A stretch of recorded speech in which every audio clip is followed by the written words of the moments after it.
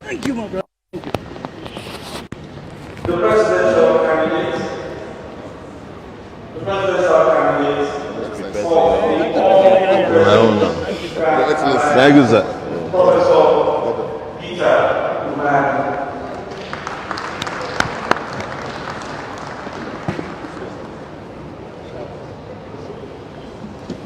The presidential candidate of the Social Democratic Party NDP, Mr. Musa Adebayo.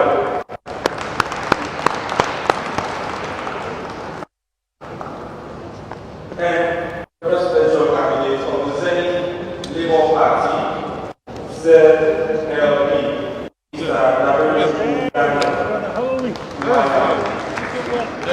Is there any problem today? No quarrel. No quarrels. Any problem today? We don't sign peace accord now. Because his friends are not here.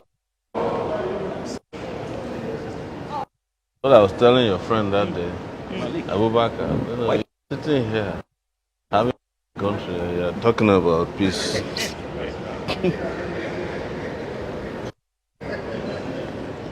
Sure. How is that? Your regular friends are not here.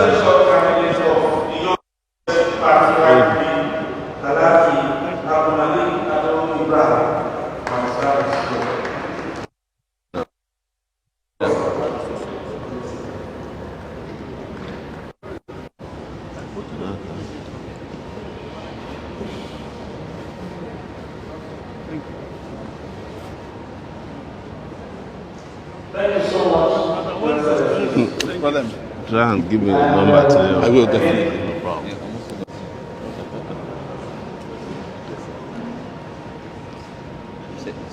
What you tell me, try and listen.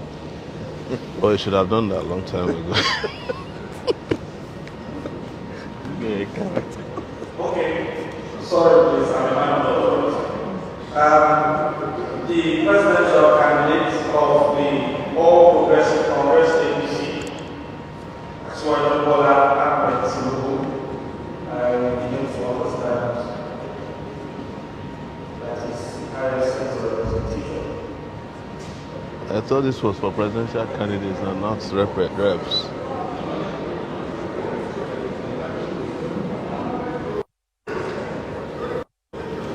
No representation, I beg. We don't want that one.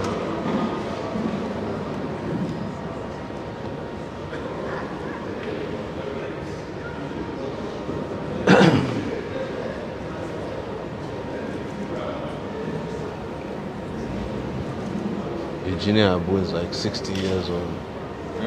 Eugenia Abu now. Yeah. Very sound. Cheers.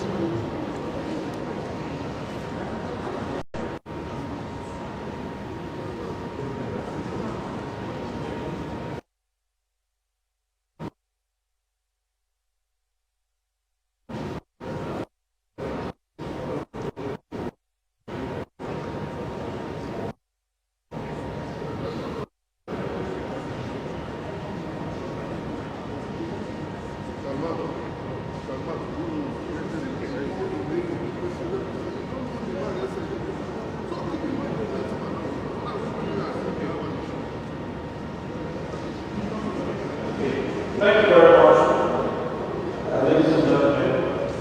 Dr. Hassan Iman SAF, who is also the Director of Legal Services, the All Progressive Congress Presidential Council, who is representing the presidential candidate of the All Progressive Council, Congress. You're welcome, sir.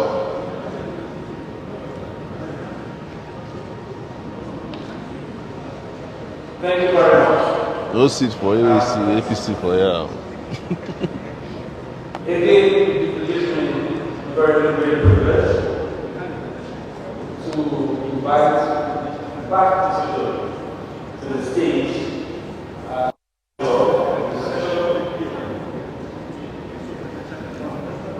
That's what I thought too.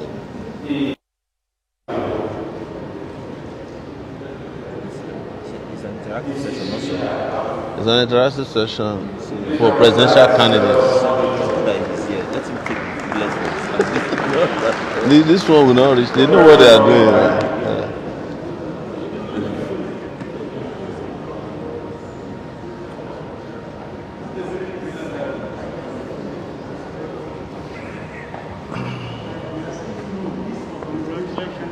Thank you very much.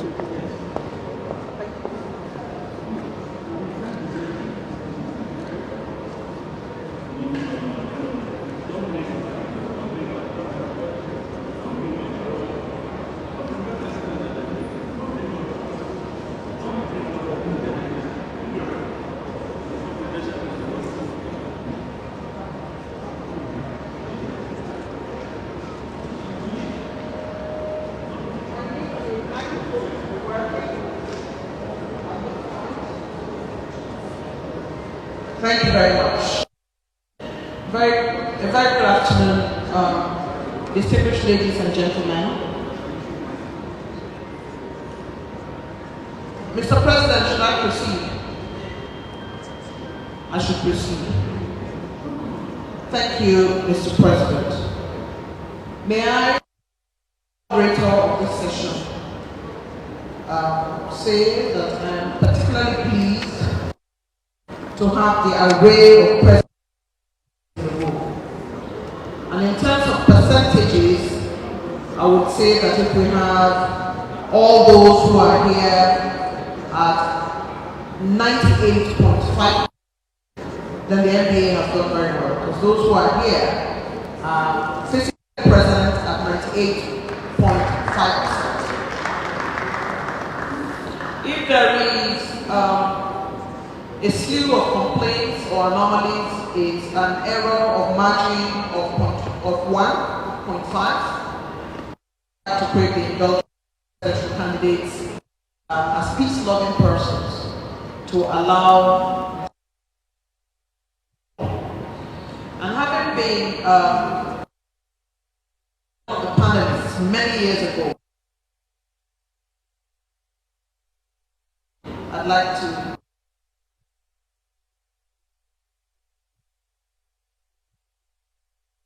the most important reason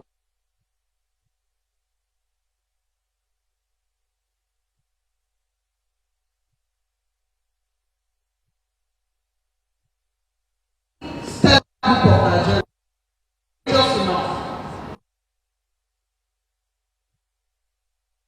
Our fellow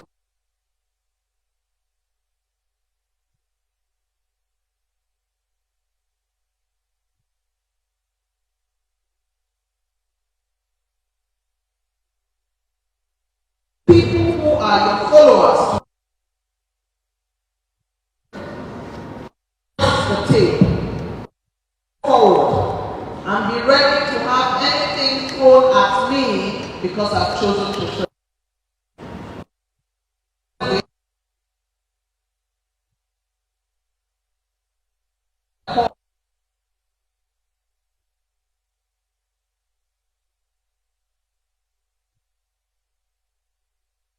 Candidates here present, all of them in their finery, please give them an NBA round of applause.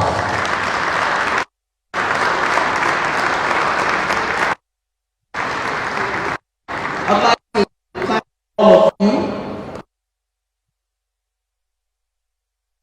as a moderator. Not by I trained for and God had gifted me.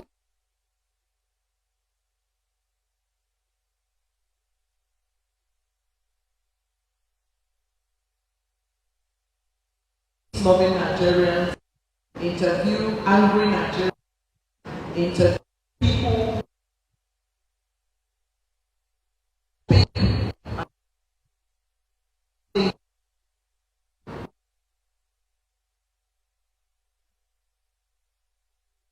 privileged position this afternoon. I'd like to say that all the presidential candidates who have made it to this place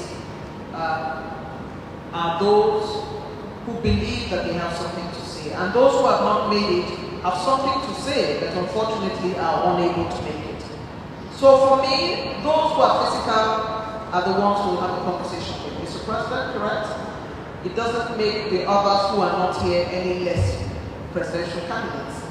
So at this point, I would like to say that the plan we have for this conversation is to take each theme, look at it from the prism of the eyes of the preparation of each presidential candidate, and go from one to the other. We will make a general position in terms of just a generalist comment of an overview for 2 minutes for each presidential candidate on each topic.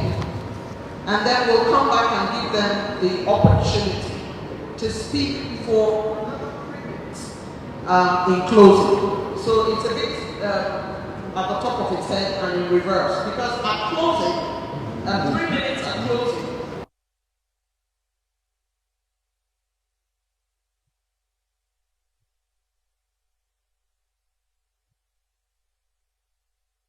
first 2 minutes of each by welcoming the presidential candidate of the Zenith Labour Party, Mr. Daniel Mwanya. I'd like to welcome you, sir, and invite at this point to speak to the issues of security and what your party has to offer in that respect. Mr. Mwanya, Zenith Labour Party, please encourage all the presidential candidates that are here. We're looking at security, sir, and I'd like you to tell us in 2 minutes what your party has.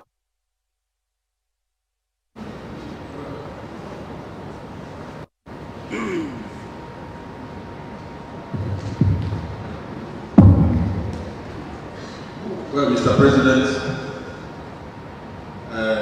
you see, when you send your invitation, political parties, presidential candidate, we can. The intent was not for any presidential candidate to send somebody to come and debate with other presidential candidates.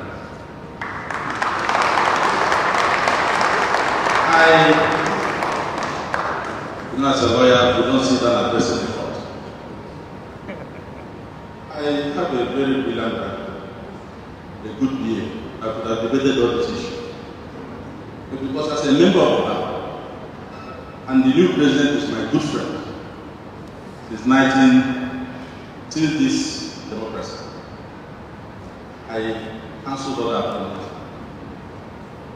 I don't think it would be right for us to have a party here and send somebody below position of a presidential candidate to come and debate with the presidential candidates.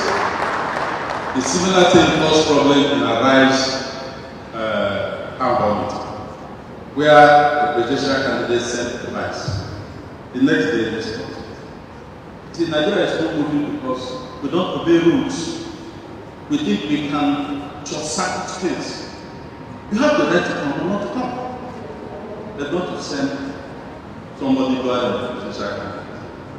I am going to speak based on the respect I have for this association and for the president and his citizen. Ordinarily, I am not doing. And I wouldn't like to blackmail and see. It doesn't have the temperament today. That's why I have to make my observations known. I don't know what to ask. Your observations are well noted, and we would like to thank you for the respect to the NBA president.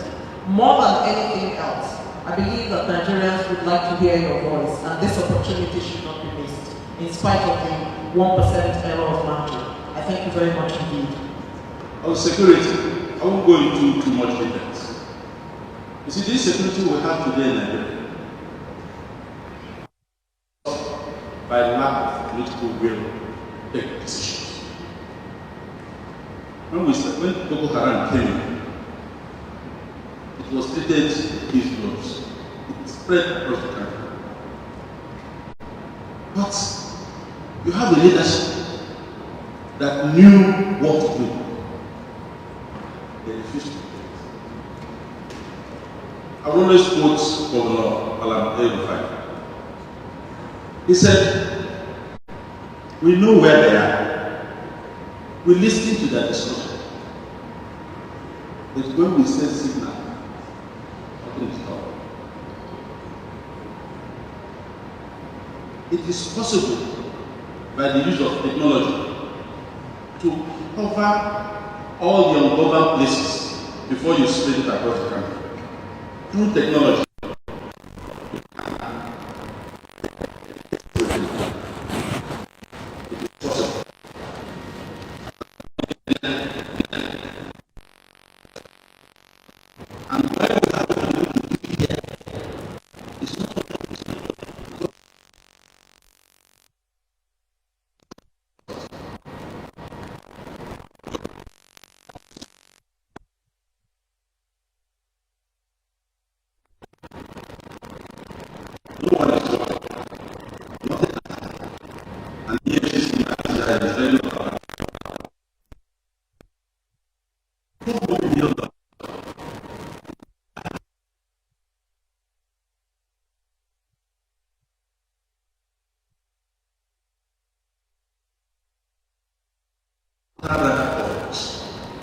All the ungoverned places and if possible across the country. So that you start the point, you can see what is happening in different parts of the country, particularly those spots. Today, people are killed, people are kidnapped, women are raped, and nothing happens. Criminals are caught. The next moment, they are back on the streets. So who is deceiving who? That is the main thing we have to address. Insecurity all over the country. There's no part of Nigeria now that is not feeling it. Every part of Nigeria is not feeling what's happening. And we cannot move out. I will have a total overhaul of the security and the country. So you have people who claim experience. But when you get to the point, you don't see anything. You don't know whether they are part and parcel of insecurity or whether they are the ones causing it. The issue of ransom has helped. My government will not negotiate with terrorists. I will smoke them out. I will meet them where they are, and I will leave from the front. Zenith Labour Party has spoken. Please give a round of applause to Mr. Daniel Wanyamu. And we would like to thank you for your candor. Thank you very much indeed. Alhaji Abdul Malik Ado Ibrahim, Young Progressive Party. You have 2 minutes to talk to us about security. Is that microphone working? There you go. Mr. President, members of the NBA, my fellow presidential candidates, thank you for having us here. The word security context always connotates men with guns, women with guns. The biggest problem with security in Nigeria is the lack of power, electricity. And here people see people, even this 400 million that was spent in Abuja, without power, it's useless. A camera without power is useless. A phone without power is useless. We need to get the security profile of Nigeria back on track by providing that human right power, and that will give us better security. If we miss this opportunity, we're going to find ourselves in deeper trouble where we are. Power gives you the ability to see, to hear things, and it also gives you the ability to react. And react is what we don't do on time. We see things after the fact. Why don't we see them when it's happening? The panel earlier on security was talking about England, within 200 meters, another camera will carry you or catch you or do whatever it needs to do. But without power, you can have all the cameras around this hall. Without electricity, nothing would happen. So we cheat ourselves, we use the wrong kind of analogy, and we don't look at fundamentals. And the fundamental to building a great nation is power. And that power also helps you when you're talking about prisons. How do you know who is the prisoner? How do you know if your judicial system is not well powered? Rely on the information that has been gathered, that it's not on a piece of paper that can be easily eradicated.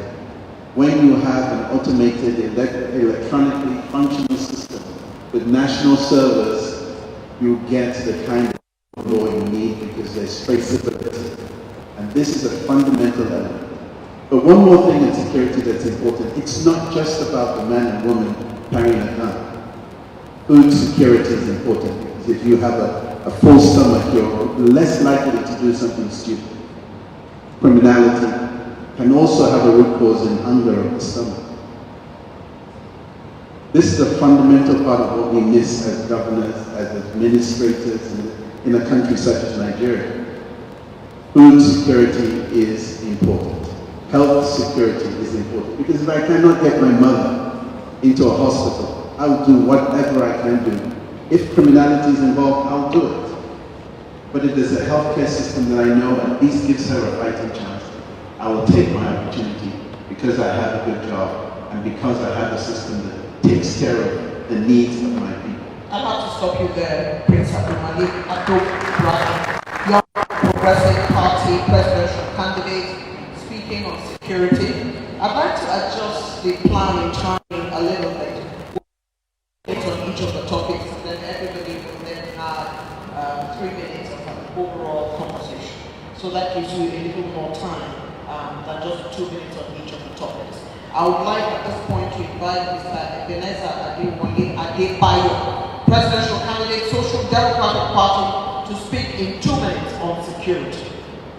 Thank you very much, President of the NBA, ex-members of the NBA. Before my 2 minutes starts, let me associate myself with the position taken by my colleagues here. Out of respect for the NBA, which over here, in similar forum, I always told them, if we invite president candidates to discuss, has to be somebody who actually is contesting, or somebody can deny. Okay, but with respect to security, the first thing that will guarantee security is to elect the proper commander-in-chief. And that commander-in-chief will set up the proper government.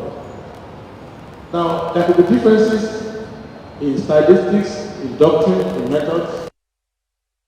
If you elect my brother Malik, he's not going to govern the way I will govern. Same for another person. However, fundamentally, there must be a government in place. And once you have a government in place, you will not see many of the elements that you see today. What is happening in Nigeria is that because we have incumbents, but there is no government. That is to say, so if someone is the Minister of Defense, he's not going to be somebody who just sitting down there ignorant of what is going on. The National Security Advisor has to have a coordinating power, not just somebody hanging on to the job with their life. But institutions also should work. The armed forces, Navy, Army, Navy, Air Force, other services, the police. But what I want us to understand clearly that's going on in this country today is that we are assuming that security means law enforcement or public safety. Security means people in the country being able to have a psychological state of mind that the system works for them, and then they become supportive of the system. What is happening here, which we are coming to correct, is that right from the president and commander-in-chief to the vice president, to people who work in the state house, to the ministers, they are sabotaging the system. Because their objective and their purposes conflict with the public interest. You are using security to raise funds for your party. Already there's a conflict between your personal interest and the political and the public sector. If you are promoting people in the armed forces relative to your personal agenda rather than professionalism, so these are all the problems that we are facing. So in essence, let me summarize by saying that we don't have any unique security situation in Nigeria. Our security situations are mild compared to powers of our size, Turkey, Egypt, South Africa, and all of that. What is giving us headache is that we don't have a government in place. So a simple situation that should be dealt with by a constable or a divisional police officer is now becoming a major crisis, and that is the system we need to put in place when we go forward. Thank you very much indeed. You have heard from Mr. Emeka by your presidential candidate, Social Democratic Party. At this point, I'm going to go to the presidential candidate of the Action Alliance Party, Major General Alhamza Mustafa. Major Alhamza Mustafa retired. Forgive me.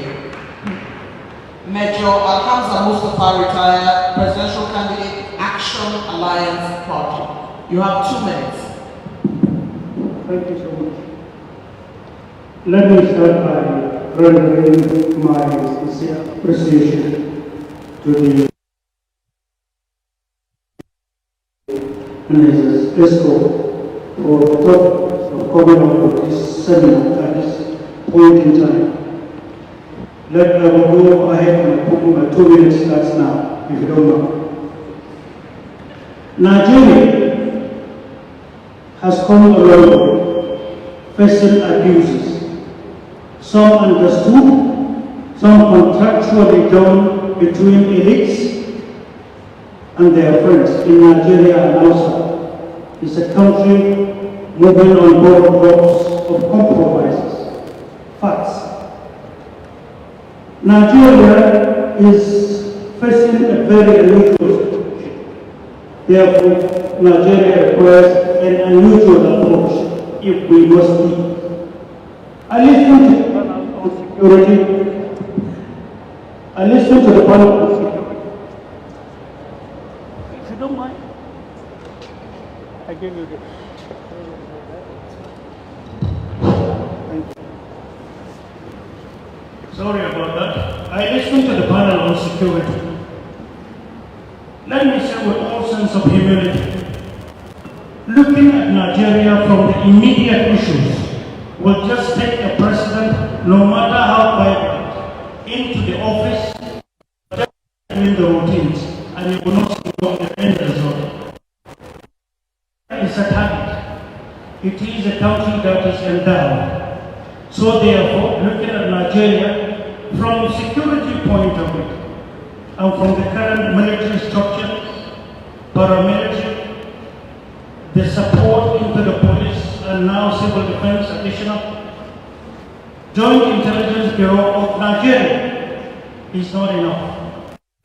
A country will know itself first. Now the question you may ask is, what makes Nigeria, in the eyes of the world, God has endowed you with every single aspect of resources known to mankind. Therefore, Nigeria will remain a target. Nigeria has just been there, a targeted country that will never be allowed to meet her terms.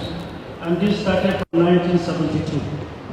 That's why a panel like this, the title State of the Nation, is so fundamental such that all other members of the intelligence community, especially the Office of National Security Advisor, should come forward to tell you, even at the periphery, what is the state of Nigeria. We are beating about the bush. Because of time, I'll tell you this. Up until we did our homework 5 years, 8 months, and we are sitting on data. Unless, and of course, you bridge gaps between the roles of the military that is conventional, roles of the police and now civil defense, which to me is just additional police. Because police train them, and so they must behave like they are master. We haven't started as far as internal security is concerned. Insurgency in Nigeria is an investment of some people, killing us, destroying us, and we are not using our heads.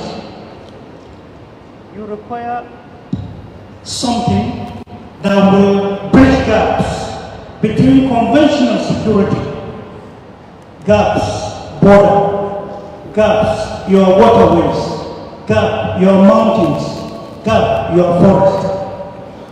You require a special body that will be visible in time country. And in most cases, that's where most of your natural resources are kept by God Almighty. From the quantum and the quantity, from the little sizes we have, from the world markets, it shows that Nigeria requires something new, additional to what you have. Because threats will start and continue. For our waters, you require coastal guard of two types. And finally,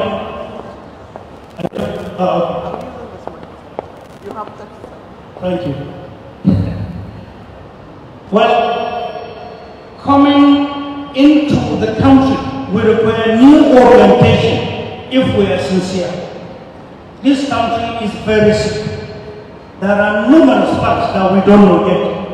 As far as our security is concerned, we require total review, and we should not be a copycat. Electronically, you don't have a satellite. So Nigeria requires national electronic agency that will provide the electronic services not only to security, but your economic management, including the law and dispensation of justice. I need to stop you at this time. Thank you so very much. Thank you. That's your intervention.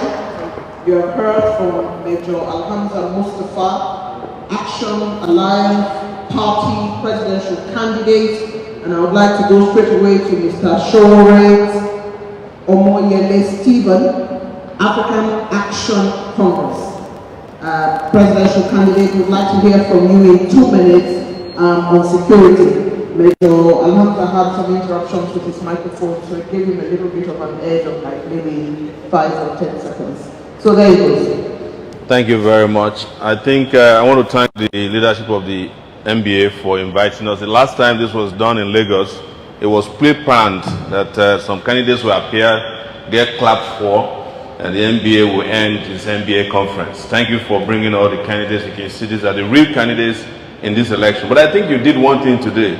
You wanted to see if any of us will fall asleep so that you can compare us to the old candidates. And I hope we disappointed you. Let me say very clearly, because there's no time, we must understand fundamentally what the Nigerian security architecture is about. Nigeria security is not meant for Nigerians. Nigeria security system is for the elites, those who empower. Nigeria's security system, therefore, operates what is known as a police state. All our policemen, our electronic system, our investment in recruitment, the judiciary, is meant to protect those who are in charge of Nigeria, the owners of Nigeria. Abuja tells you all of it. You can find more policemen about 1 mile square here than you can find where Boko Haram is ravaging Nigeria. I drove from Zamfara, or was it Kebbi, to Sokoto. There was no single checkpoint. But if you threaten the Nigerian ruling class today, you will find that you have security in this country.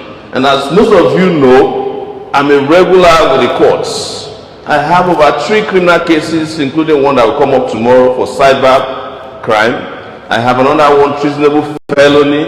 My prosecutor before is seated here, S.A.N. Liman, who prosecuted me unsuccessfully for treason, and after that he abandoned the prosecution. I haven't seen him until today. So I greet you, you are welcome. He's now representing Ebilokon.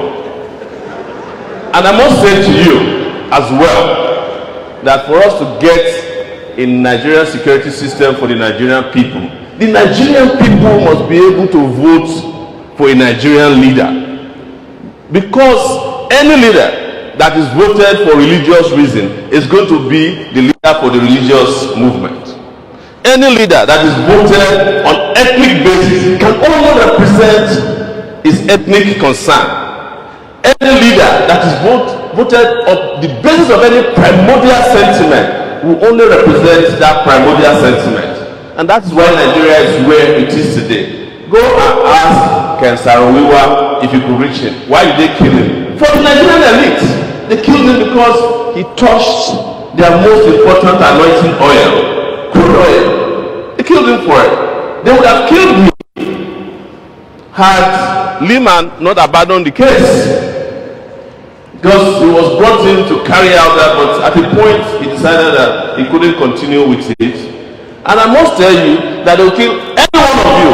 And let me say this, because I know time is running out, that when it is time to protect the elites, you will find some of the best lawyers in this country. You will find some of the best judges in this country. You will find some of the best policemen. In fact, when the elites are concerned, you will know that there are electronic devices listening to every device in this country. When the elites are concerned, you will find cameras that are working. But when it is for the Nigerian people, there's nothing that will work. But I would say also that in an attempt to muzzle and cow the rest of us, they have also done themselves in. Because in an attempt, for instance, that we don't get to hear from the terrorists, they have also disabled the listening devices because they are committing crime as well as leaders of this country. One last thing I will say, which is important, is that we have not gotten to a point where Nigerian leaders understand security.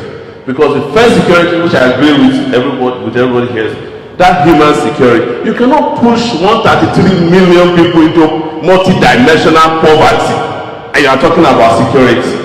It won't work. You cannot have an account general that stole 150 billion naira and spent only 2 days in detention and is likely to be the governor of the state next time, and you can have security. You cannot have people above the law and some other ones beneath the law and expect security.